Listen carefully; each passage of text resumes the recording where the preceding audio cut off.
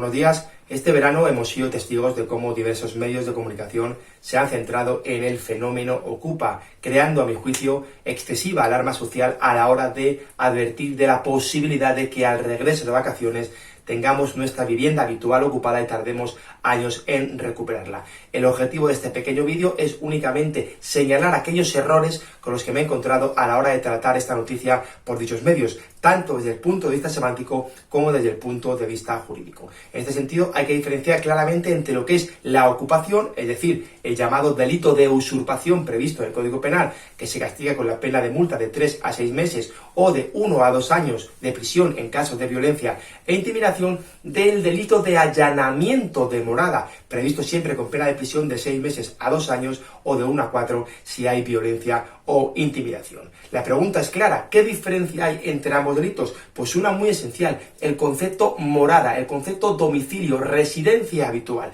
de manera que no se puede usurpar una morada, se puede usurpar, o si se quiere, ocupar un domicilio que no es habitual, que no constituye morada, como establece expresamente el Código Penal. Además, el bien jurídico es distinto. En el delito de usurpación, el bien jurídico protegido es el derecho de propiedad, y en el de allanamiento de morada, el derecho a la intimidad, el derecho a la inviolabilidad del domicilio. Por tanto, las consecuencias penológicas son evidentes, y la pregunta es si también tiene consecuencias desde el punto de vista del tiempo en el que tardaríamos en recuperar nuestra posesión.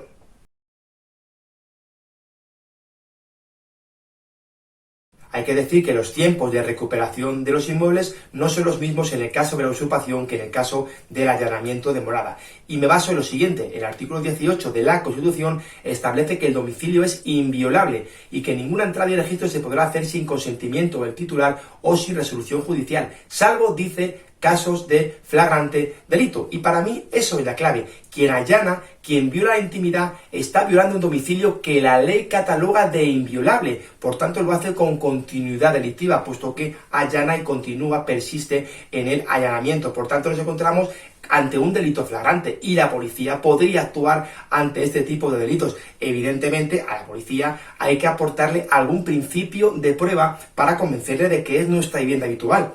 No solo bastaría la escritura de la casa, sino, por ejemplo, el testimonio de los vecinos que le digan a la policía que efectivamente esta casa pertenece al titular y que ha sido allanada en periodo, por ejemplo, vacacional. Por tanto, como digo, la policía podría actuar en este caso puntual.